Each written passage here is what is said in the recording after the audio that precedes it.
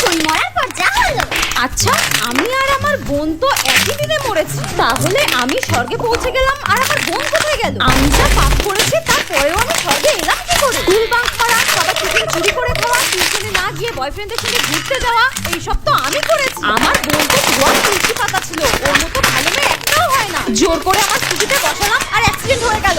আমার দোষে আমার বোনকেও মরতে হলো। এক মিনিট, আমার বোন তো পড়াশোনায় ভালো ছিল, বাবা মার বাধ্য মেয়ে ছিল, তাহলে ওকে স্বর্গে দেখতে পাচ্ছি না কেন? তার মানে আমাদের দুই বোনকে একই রকম দেখতে বলে তোমরা তো গুলিয়ে ফেলেছে। আমাকে স্বর্গে আর আমার বোনকে নরকে পাঠিয়ে দেয়নি তো? এক কাজ করি, স্বর্গ থেকে তো নরকে সব দেখা যায়, একবার দেখি। দেখি এটা আমি কোথায় এসে পড়লাম? কি গরম এখানে, মনে হচ্ছে অগ্নিকাণ্ড হচ্ছে এই জায়গায়। তার মানে আমি মরার পর আমাকে নরকে পাঠানো হয়েছে। নরকে যারা পৌঁছেছে তাদেরকে গরম তেলে ভাজা হবে।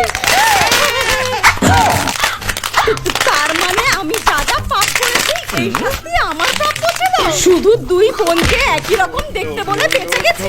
আমি বাবা কাউকে কিছু বলবো না।